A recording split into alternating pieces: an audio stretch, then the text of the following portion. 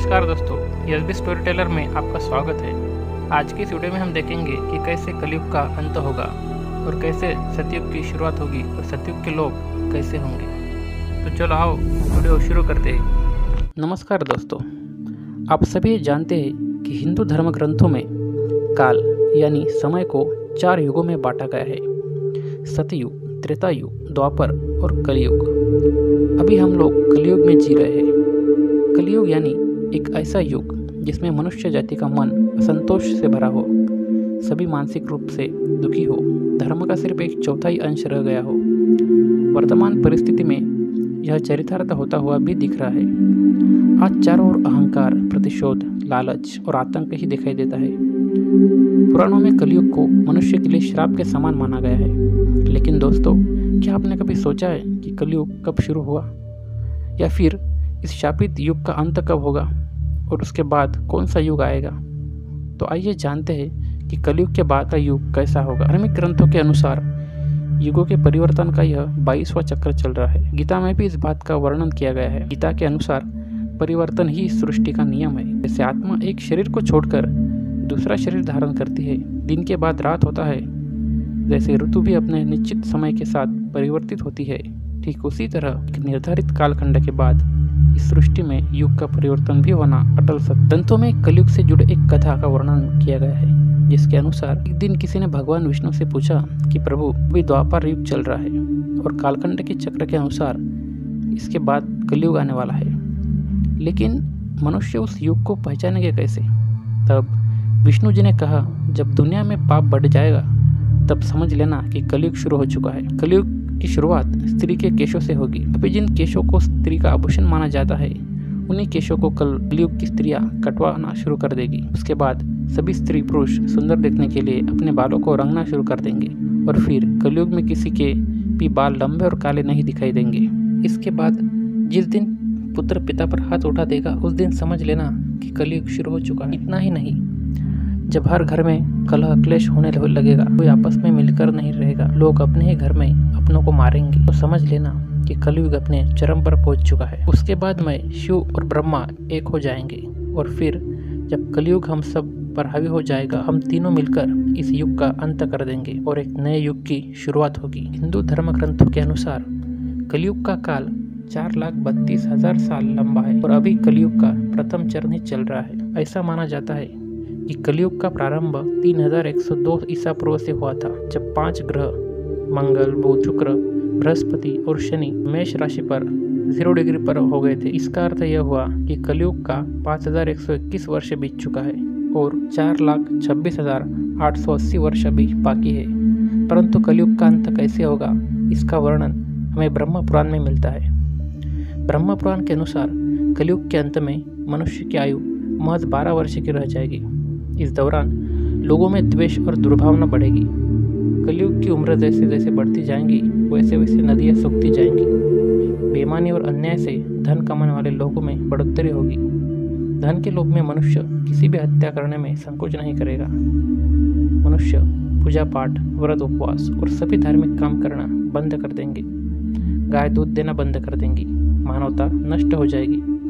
लड़कियां बिल्कुल भी सुरक्षित नहीं रहेगी। उनका अपने ही घर में शोषण, अपने ही घर के लोग उनके साथ व्यभिचार करेंगे। बाप बेटी, भाई बहन, कोई रिश्ते नहीं रह जाएंगे। एक भाई दूसरे भाई का ही शत्रु बन जाएगा। शादी जैसा पवित्र रिश्ता अपवित्र हो जाएगा। किसी की भी शादीशुदा जिंदगी ठीक से नहीं चलेगी। पति पत्नी एक दूसरे से बेवफाई करेंगे। कलयुग में समाज हिंसक हो जाएगा। जो लोग बलवान होंगे उनका ही राज चलेगा। और जब आतंक अपनी चरम सीमा में होगा, तो भगवान विष्णु का कल की अवतार लेंगे और पृथ्वी से समस्त धर्मियों का नाश कर देंगे। वही शिवपुराण में भी कलयुग के बारे में बताया गया है। शिवपुराण के अनुसार घोर कलयुग आने पर मनुष्य पुण्य कर्म छोड़ दुराचार में फंस जाएंगे और सब के सब सत्य से मुंह फेर लेंगे। दूसरों की निंदा में तत्पर हो जाएंगे। दूसरों के धन को हड़प लेने की इच्छा मनुष्य के मन में घर कर जाएगी। पराई स्त्रियों पर मनुष्यों का मन आसक्त होने लगेगा तथा वो दूसरे प्राणियों की हिंसा करने लगेंगे। सभी अपने शरीर को ही आत्मा समझेंगे। यह ऐसा युग होगा जिसमें मनुष्य गूढ़, नास्तिक और पशु बुद्धि वाले होंगे। संतान माता पिता से द्वेष रखेंगे। ब्राह्मण वेद बेचकर जीविका चलाएंगे। धन का उपार्जन करने के लिए ही विद्या का अभ्यास करेंगे और मद में मोहित रहेंगे। अपनी जाति के कर्म छोड़ दूसरों को ठगेंगे। तीनों काल की संध्योपासना से दूर रहेंगे। इसके अलावा सभी क्षत्रिय भी स्वधर्म का त्याग कर देंगे। उनमें शौर्य का अभाव होगा। वे कुत्सित चोरी चकारी करके अपना पालन पोषण करेंगे। वैश्य संस्कार भ्रष्ट, स्वधर्म त्यागी, कुमार्गी, धनोपार्जन परायण तथा नापतोल में अपनी कुत्सित वृत्ति का परिचय देने वाले होंगे। वो अपना कर्म धर्म छोड़कर उज्ज्वल वेशभूषा से विभूषित हो व्यर्थ घूमेंगे। स्वयं को कुलीन मानकर चारों वर्णों के साथ वैवाहिक संबंध स्थापित करेंगे और सभी वर्णों को अपने संपर्क में लाके भ्रष्ट करेंगे। कलयुग की स्त्रियां प्राय सदाचार से भ्रष्ट और पति का अपमान करने वाले होगी। वह सास ससुर से घृणा करेगी। दर्शकों, आज शिवपुराण में वर्णित ये सारी बातें सच में घटित हुई दिखाई दे रही है, जबकि कलयुग ने अभी मात्र 5000 साल पूरे किए हैं और इसे समाप्त होने में अभी लाखों वर्ष बाकी है। तो जरा सोचिए, कलयुग जब अपने चरम पर होगा तो उस समय क्या होगा। इसके अलावा भगवान कृष्ण ने बताया है कि कलयुग का अंत कैसे होगा, जिसका वर्णन महाभारत में किया गया है। श्री कृष्ण के अनुसार कलयुग के अंत के समय बड़े बड़े भयंकर युद्ध होंगे। भारी वर्षा, प्रचंड आंधी और जोरों की गर्मी पड़ेगी। लोग खेती काट लेंगे, कपड़े चुरा लेंगे, पानी पीने का सामान और पेटियां भी चुरा ले जाएंगे। चोर अपने ही जैसी चोरों की संपत्ति चुराने लगेंगे। हत्यारे की भी हत्या होने लगेंगी। चोरों से चोरों का नाश हो जाने के कारण जनता का कल्याण होगा। युगांत काल में मनुष्य की आयु अधिक से अधिक 12 वर्ष की होगी। इसके बाद कृष्ण जी आगे कहते हैं कि कलयुग में जब पाप अपने चरम पर पहुंच जाएगा और पृथ्वीलोक से धर्म समाप्त होने लगेगा, तब मैं कल्कि के रूप में अवतरित होकर इस धरा को पापों से मुक्त करूंगा और उसके बाद जो नया युग आएगा वह सतयुग कहलाएगा। अर्थात सृष्टि युग परिवर्तन का 22वां चक्र पूरा करके 23वें चक्र में प्रवेश करेगी और फिर से नवयुग आरंभ होगा, जो सतयुग के नाम से जाना जाएगा। सतयुग की अवधि 17,28,000 वर्ष होगी। इस युग में मनुष्य की आयु 4000 से 10,000 वर्ष होगी। पृथ्वीलोक पर फिर से धर्म का बोलाबाला होगा। मनुष्य भौतिक सुख की जगह मानसिक सुख को बल देगा। मनुष्यों में एक दूसरे के लिए नफरत की कोई जगह नहीं रहेगी। चारों ओर सिर्फ प्यार ही प्यार होगा। मानवता पुनः स्थापना होगी। मनुष्य को परम ज्ञान प्राप्त होगा। लोग पूजन कर्मकांड में विश्वास करेंगे। सतयुग में मनुष्य अपने तपोबल से भगवान से बात कर सकेगा। इस युग में लोगों को अपने शरीर पर पूर्ण नियंत्रण होगा। आत्मा का परमात्मा के मिलन से सभी सुखी होगा।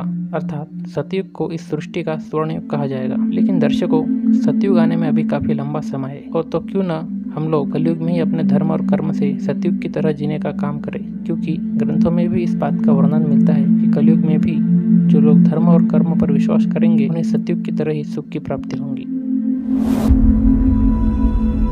तो दोस्तों, ये थी आज की कहानी। अगर वीडियो अच्छा लगा तो लाइक एंड सब्सक्राइब कीजिए। हम ऐसी कहानियाँ जल्दी लेकर आएंगे।